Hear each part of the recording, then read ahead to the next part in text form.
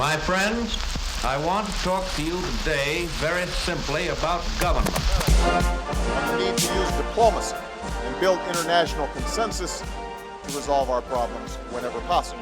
Our diplomats are working with a range of partners to strengthen human rights protections. This is not a time to undercut our diplomats. And today, in our boasted modern civilization... Hello, and welcome to the latest episode of Diplomatic Immunity. I'm Kelly McFarland, Director of Programs and Research at Georgetown University's Institute for the Study of Diplomacy. Since Joe Biden's inauguration on January 20th, his administration has been busy signing executive orders in a flurry of activity on both domestic and foreign policy.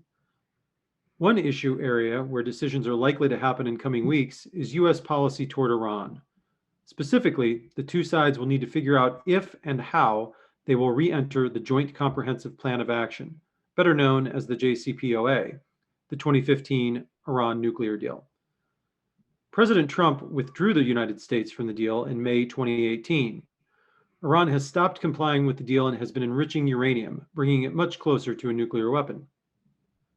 Political battles on this front have already begun. Recently, the new administration appointed Rob Malley, formerly head of the International Crisis Group and an Obama NSC alum, where he played a key role in the JCPOA negotiations back in 2014-2015. He's been appointed to the role of Special Envoy for Iran. But his appointment came on the heels of a concerted campaign by Iran hawks to paint Malley as anti-Israel and too pro-Iran. This is likely just the beginning of what will be a public battle over any future Iran deal, and time is of the essence, because the Iranian parliament recently passed legislation requiring the government to increase uranium enrichment if the international community does not grant sanctions relief by February 21st. Why am I talking about Iran so much? Well, Ambassador Stephen Mull, today's guest, served as the JCPOA coordinator in the Department of State from 2015 to 2017, among other jobs spanning a 36-year career in the Foreign Service. Ambassador Mull also served as U.S. Ambassador to Poland, and his last assignment was as Acting Undersecretary for Political Affairs. He also spent a year at ISD from 2017 to 2018 as a Senior State Department Fellow, and has since made the switch to full-time academia, serving as Vice Provost for Global Affairs at the University of Virginia. In our discussion, we spoke about the Iran deal and what it will take to move negotiations forward, State Department reform, and what he's discovering about collaboration between the academic and policy worlds through his new career. I was also joined for the conversation by Foreign Service Officer Heera Kamboj, one of ISD's 2020-2021 Rusk Fellows, who has worked on Iran issues at the U.S. Iran Regional Presence Office in Dubai. Let's have a listen to the conversation. So Steve, thanks for joining us. Pleasure to be here, Kelly. Thanks for the invitation.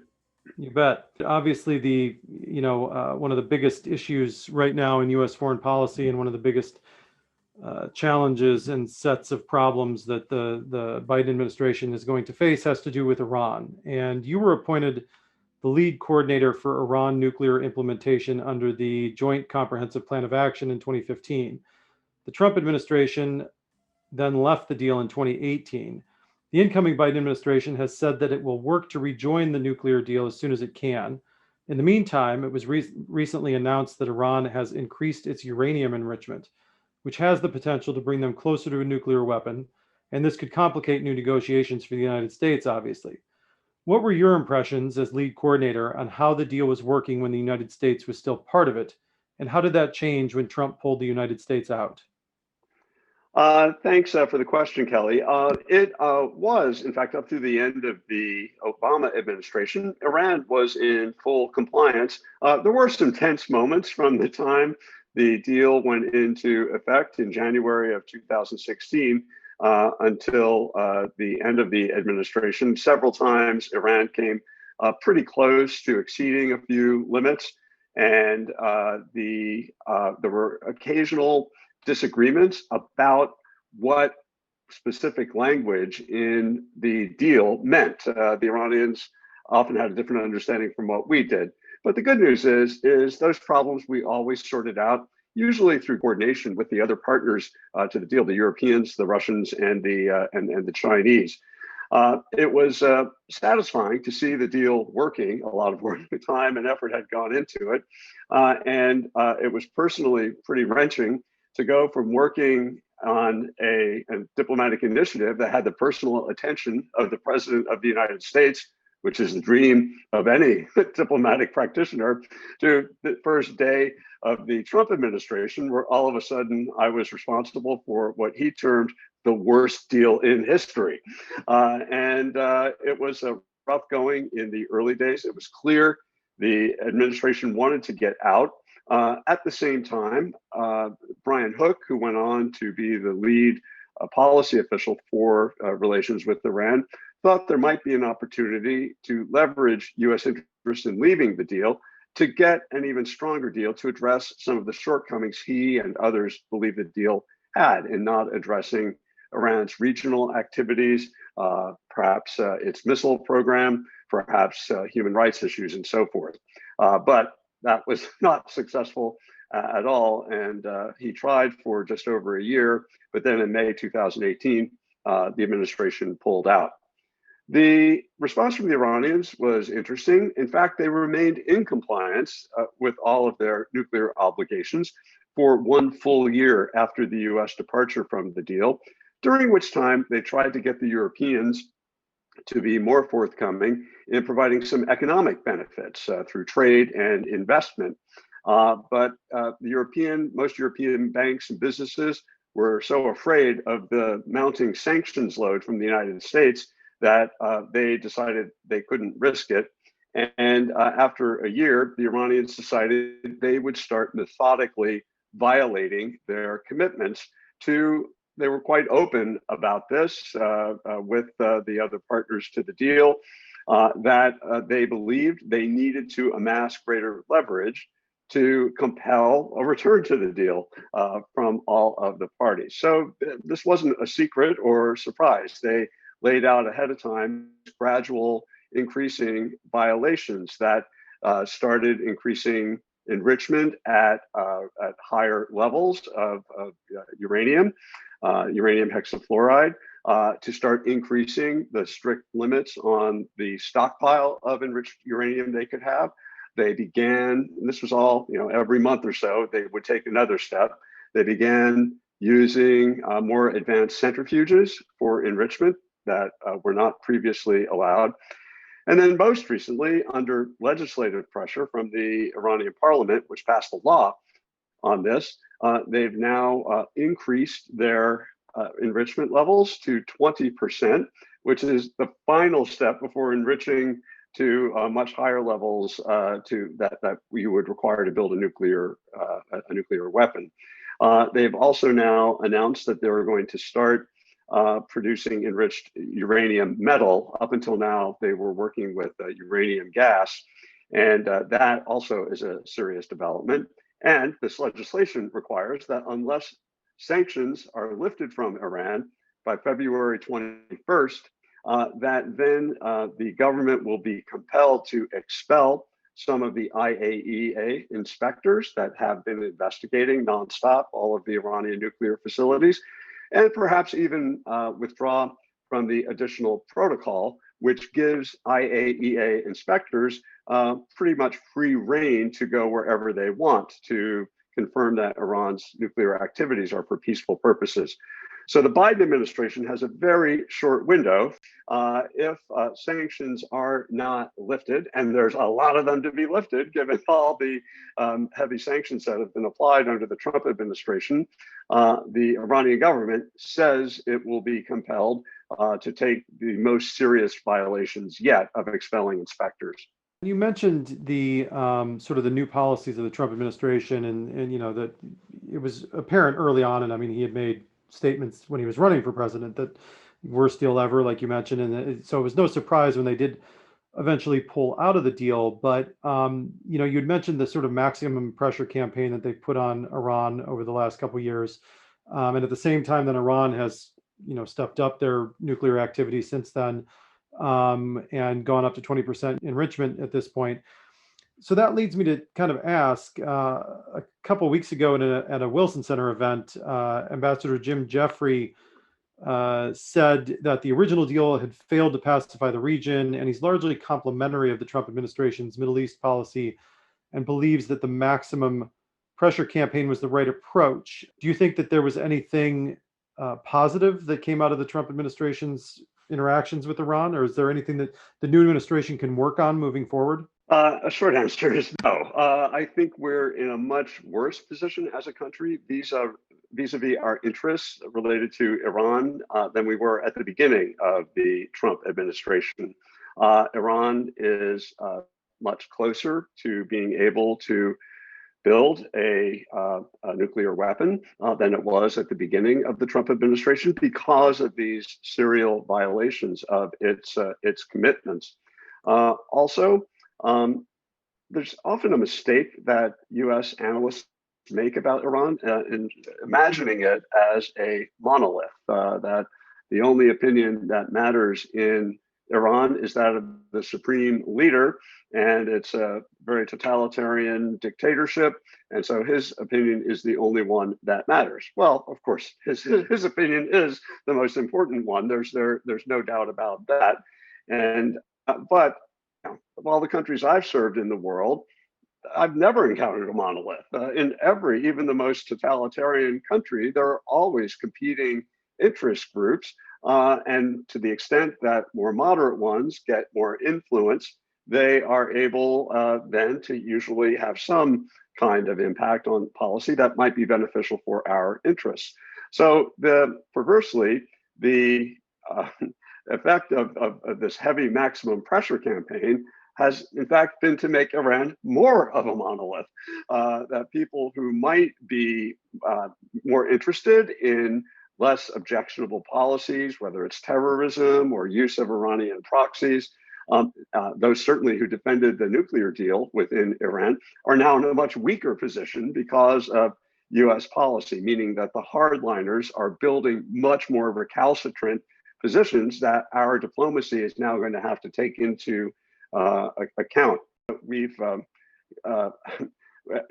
The more you use sanctions, the more effective people become at circumventing them. So it's a wasting asset in a way. Obviously, since the US is the most important financial capital in the world, and so much of world finance and trade goes through an American bank and through the American economy at some point, we have enormous power. But the more we're using that to advance our interests, the more incentive we provide for others to disconnect from the US economy. So over the long term, that's not in our interests either. And then finally, you can't look at US-Iran relations and our interests in Iran more as a being in and of itself. It's part of a broader region. There are huge conflicts and rivalries that have been around for centuries before even the United States existed. And so we have to make sure that we play a constructive role in managing those rivalries in a way that advances our interests, which we have to be concerned about. So I think the right role for the United States in a turbulent region like the Middle East is to be a balancing outside power, one that has some kind of relationship with every major country in the region, and then is a resource for helping those countries maintain a stabilizing balance of power. So we haven't really done that. So on the one hand, our support of Israel's establishing relations with the UAE, with Bahrain, with Morocco, presumably the stage is set for doing so with Saudi Arabia before too long. That's a great thing. We're encouraging more people to talk to each other, historic enemies. So that's really good. But it's being perceived as our effort to build up one side to dominate Iran and defend against Iran in a balance of power situation. So that's going to cause a reaction against what we're trying to do. So I look at Russia. For the past couple of years, Bibi Netanyahu has spoken more often on the phone with Vladimir Putin than he did with Donald Trump. And the Russians have established good constructive relationships with every major power in the region. So Russia is now in a position to play this role of balancing, which will put us and our interests at a disadvantage. We should be in the same position, I think, that the Russians are in. Even in the sphere of human rights, obviously, there's a great deal of concern about the human rights situation in Iran, but we've applied our efforts on human rights so selectively as to undermine our credibility on it. So, for example, we don't really say anything about the murder of Khashoggi in Istanbul, while at the same time saying that women need more rights inside of Iran, which they certainly do. But now it seems like we don't really care about human rights in some countries. We're just using it as an opportunistic cudgel to go after our adversaries. So even the Trump administration's human rights policy has made it very difficult for us to get any standing or success in promoting better human rights, not only in Iran, but throughout the region. In the final weeks of the Trump administration, former Secretary of State Pompeo announced a flurry of actions, including new sanctions against Iran. He also suggested that al-Qaeda found a safe haven in Iran. Do you think the numerous sanctions and recent actions from the Trump administration, as some commentators have suggested, were meant to box in the Biden administration's options? What do you think is the best way forward out of some of these restrictions and sanctions? Yeah, I can't speculate as to what Secretary Pompeo and the Trump administration's motives were in this flurry of last-minute activities, whether it was on Iran or restoring the state sponsor of terrorism designation for Cuba and other places. But the practical impact is that it will make the diplomacy for the Biden administration a lot harder than it otherwise might have been. The recent allegations that Iran has become the new headquarters for al-Qaeda, I think reflects a fundamental misunderstanding of the history, the antipathy that has existed between Iran and all forms of Sunni extremism and terrorist organizations like al-Qaeda, or ISIS for that matter. So I think, I don't know if it's willful or just in ignorance of the history and of the relationship. Yes, it is true. There are al-Qaeda linked officials living in Iran, but as I and most, in fact, analysts in the intelligence community and independent analysts understand it, this is a very pragmatic decision by Iran that by letting an al-Qaeda person live there, you can keep a better eye on what they're doing. A couple of them were held even under house arrest for quite a few years. There's been no evidence, either while I was in government or since leaving government, that I've seen that indicated that Iran was offering operational support or tactical or strategic guidance to al-Qaeda. Quite the contrary. So again, by making these statements and charges, in fact, we end up driving them together, which is not in our interest to do. So getting out of this box, I think, is going to be a challenge. As I mentioned earlier, there's the February 21st deadline that the Iranian parliament has imposed for taking these even grosser steps to violate Iran's nuclear commitments. So we have a month to try. I think we want to prevent that from happening. Jake Sullivan, the new national security advisor, just over a month ago, he indicated that the new administration's first priority would be to get back into the nuclear deal, make sure that it's up and running. And then we want to address these other issues, which we have a clear interest in addressing, along with our allies. So let's put aside the regional behavior and the missile program for now. Getting the nuclear deal so it's up and running ahead of this deadline, so-called deadline that the Iranians are insisting upon, just means a lot of extensive diplomatic work to be done. So that means establishing as soon as possible a more reliable channel of communication directly with the Iranians. The supreme leader's been very clear that Iran is not going to negotiate anything with the United States. We just need to follow the rules in the deal and bring ourselves back into compliance, and then they'll do the same. But the Biden administration, during the campaign, then candidate Biden said, well, we will bring ourselves back into compliance when Iran brings itself back into compliance first. So those two things are mutually exclusive. Somebody's got to go first, or you have to go by mutual agreement at the same time. So here's where diplomacy comes in. All right, so we're not negotiating what we need to do, but we can inform each other. This is our intention. What do they think of that, and vice versa. So we need to get that channel up and running as soon as possible. When I was still in government and we were implementing the deal, I was in touch with my Iranian counterpart, the deputy foreign minister of Iran, 2 or 3 times a week on implementation questions. We had an email connection. It worked very well. Supplemented those email contacts with occasional meetings in person in Europe or sometimes at the UN. And we need to get that going again as soon as possible, so they know what our intentions are and we know what theirs are, and then we decide, does that work for us or not? If they insist we have to go first, and we keep insisting they have to go first, well, then it's clear we're not going to get anywhere by February 21st. And then the next important date on the calendar is the Iranian presidential elections in June.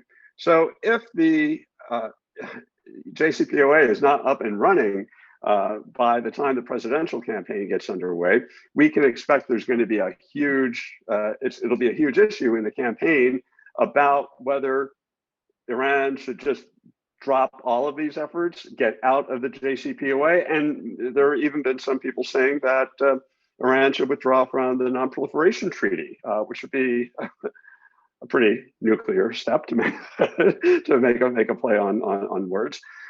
So I don't think that's in our interest too, and I don't think we want to make it easier for a hardliner view to prevail inside Iran. That's not to say we should manipulate internal politics in Iran. There's a long and painful history of that we should avoid, but we have to be aware of that when we make our calculations, that we may not, after June, have as easy a partner to deal with. Switching gears a little bit, thank you so much for your answers on those questions. Switching gears, you served in the Foreign Service for over 35 years and experienced the ebb and flow of diplomacy and America's diplomatic effectiveness. I'm sure you've read many of the reports and articles that have been making the rounds in the last few months, like the one done by the Council on Foreign Relations, the State Department, as well as the Future of Diplomacy project at Harvard and their reports on diplomatic reform. What do you view as some of the biggest issues facing the department and diplomacy in general? And of those reforms you've heard of or ideas you have, which initiatives would you like to see be put in place for American diplomacy to successfully compete in the coming decades? Yeah, it's a great question, Heera. Thanks. I think that the most urgent need by far is rebuilding the human capital that has been so severely damaged over the past 4 years. I was the very last career ambassador in the Foreign Service to leave back in July of 2018. Sometime later, they replenished the ranks by promoting more people up, so that gap was filled. But there's no question that there are a lot of really talented people who were driven out or left of their own accord over the past 4 years, and so there's been only one confirmed Assistant Secretary of State over the past year. The rest have all been in various acting capacity, none of whom feel particularly empowered to promote people or to pursue policy objectives. So it's really corroded the effectiveness and severely damaged the human capital of the State Department. So priority number one for Secretary Blinken, assuming he'll be confirmed next week, and he's an excellent choice, by the way, a great person to do this job, will be to repair that. And there are a number of tools at his disposal. In the Foreign Service Act of 1980, which governs the administration of the Foreign Service, there's a provision where people can be recalled to service. And I think there are a lot of people out there who left the State Department in the 4 years who'd be happy. I mean, they've gone on, they have different lives and different careers, but they'd be happy, I think, to go back and help out for some limited period of time to get things back on track. And so that would help a lot. I think it would help also to do a better job of recruitment and really diversifying the ranks of the Foreign Service. There are only, four, as of a couple of weeks ago, only 4 African American ambassadors serving overseas. And we have like 190 of them or so. And so senior ranks of the Foreign Service are even wider than they were a few years ago. So it's running against the broader trends in our society that represents a real problem for the effectiveness of the State Department. So that's got to be fixed. There's got to be greater outreach to historically Black colleges and universities. And not only targeting people of color to come into the Foreign Service, we need more women, certainly. And we also need, the military does so much of this right that we, for whatever reason, usually a budget reason, don't do. But why shouldn't there be? I think Bill Burns and Linda Thomas Greenfield in their article mentioned this. There should be an ROTC type program that goes to college campuses and helps pay for students to pay for their tuition and their academic expenses and give them a predictable track into the Foreign Service. We do that somewhat already with some fellowships, the Pickering Fellows and the Rangel Fellows. We need to do much more of that more broadly. It takes money, and it's time to start spending the money. I mean, at the beginning of the Trump administration, the administration's budget submissions to the Congress were proposing cuts to the State Department budget of 25 to 30%.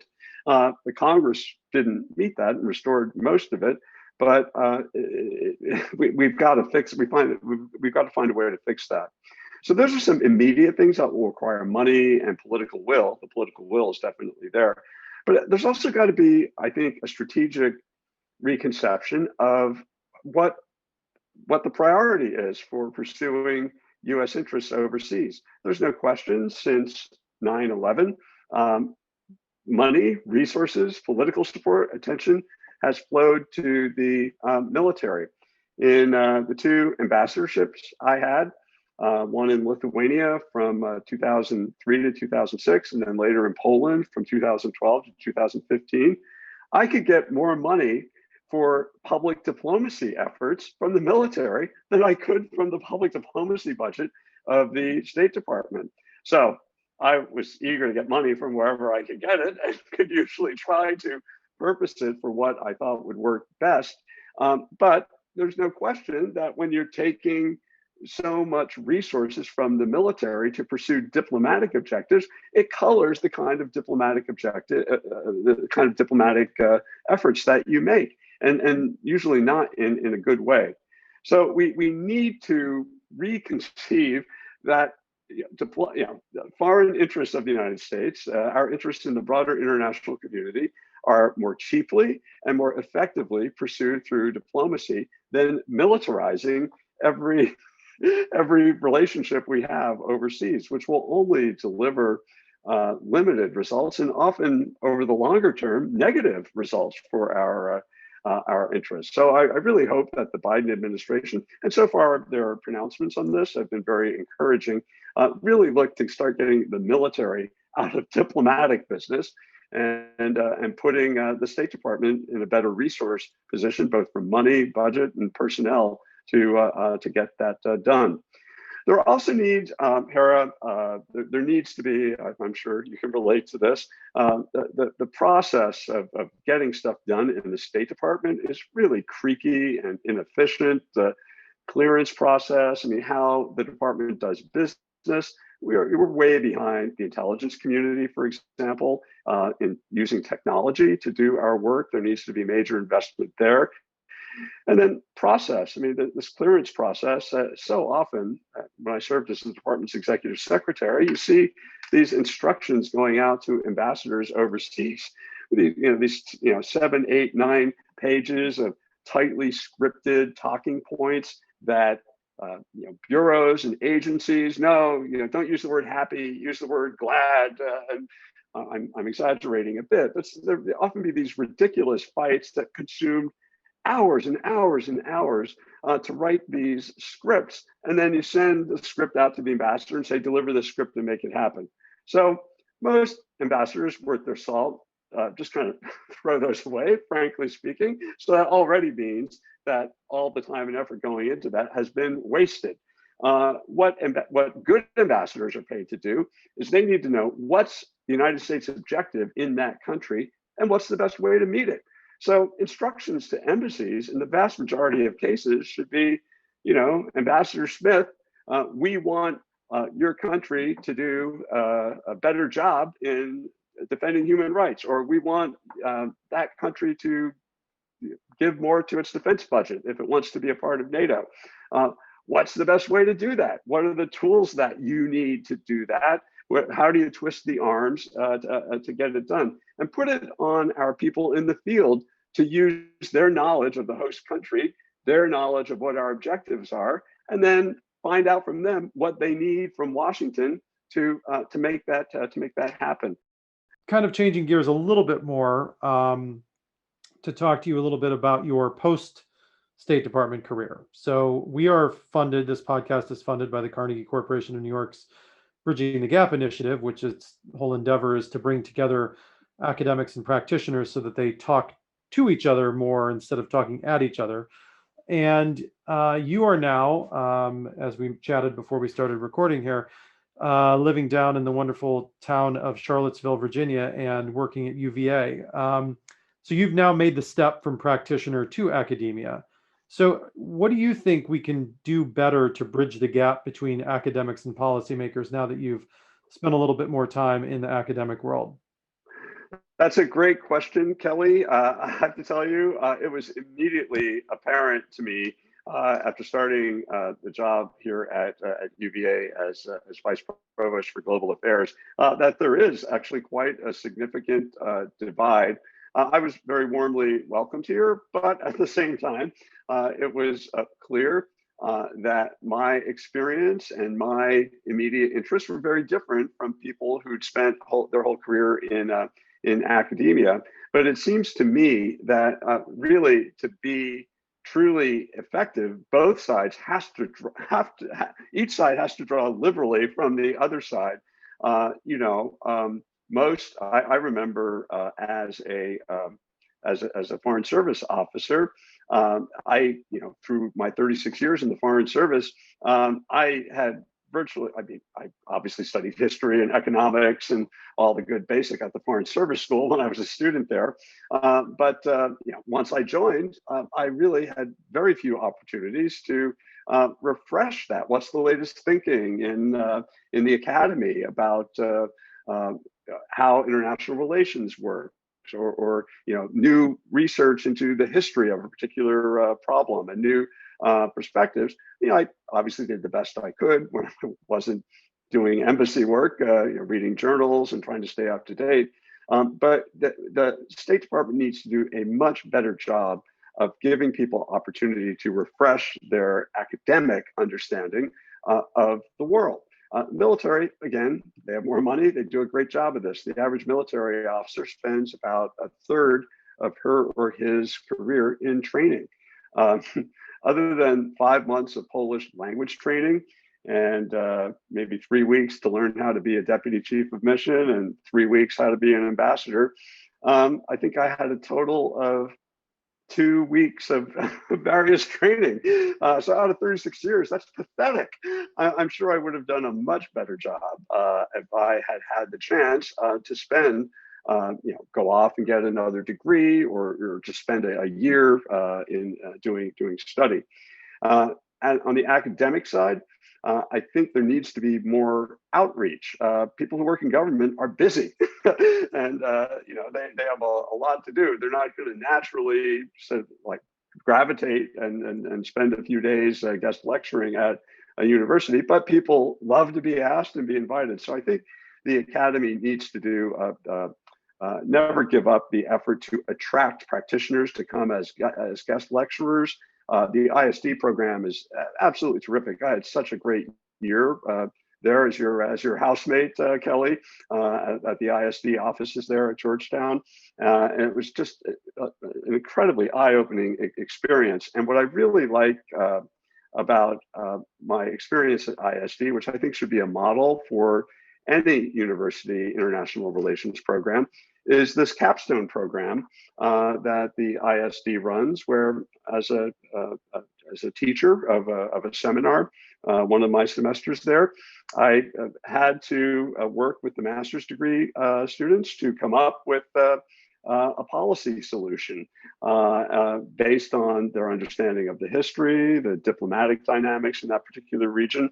And so the final goal of the course I taught, capstone course I taught on U.S. Iran relations, was to come up with a integrated policy proposal on how to manage U.S. Iranian relations. And then we actually brought people in from the State Department to ask questions about it, the kind of questions that people ask in the White House and the Secretary's office.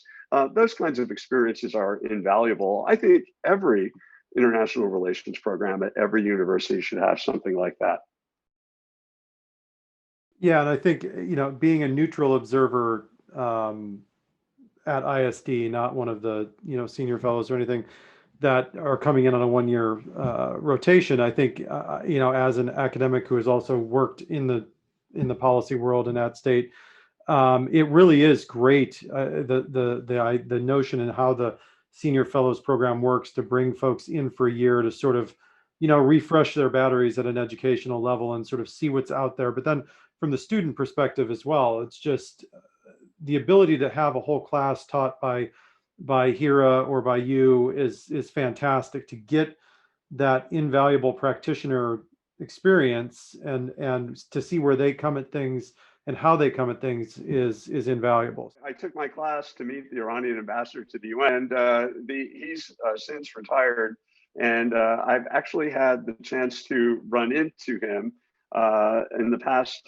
couple of weeks at an international conference I went to, and he still talks about how much he enjoyed meeting the Georgetown students in that class and how impressed he was with the questions that they asked. So it was just, I think anybody from the world of academia or from the world of practice, whenever they have the chance to mix it up with the other side, they always feel enriched by it and much better at their jobs. I learned, I spent 2 years working on the JCPOA with nearly daily contact with Iranians, working through some very difficult issues. But I actually learned a lot more about Iran, and having to get ready to teach that seminar, it kind of forced me to start improving my own gaps, addressing my own gaps in knowledge. So I felt more like the taught than the teacher as a result of that experience. But it really is a terrific program that you all have. Well, Steve, I really appreciate it. This has been great, and best of luck, continued success down at UVA. And once this pandemic is over, we have some friends down in Charlottesville. So I will. Once we travel again, I will hit you up when we come down to Charlottesville. That would be awesome. It'd be great to see you in person and take you out to one of our breweries or cideries or. That's what I'm talking about. Yeah. There we go. Yeah. We'll solve all the U.S. Iranian relations problems at a brewery in Charlottesville. That sounds great. That was Diplomatic Immunity. Thanks for listening. Please rate, review, and subscribe to this podcast, and tell your friends and colleagues to come find us on Apple Podcasts, Spotify, or wherever they listen. Follow us on Twitter at GU Diplomacy, and visit our website isd.georgetown.edu.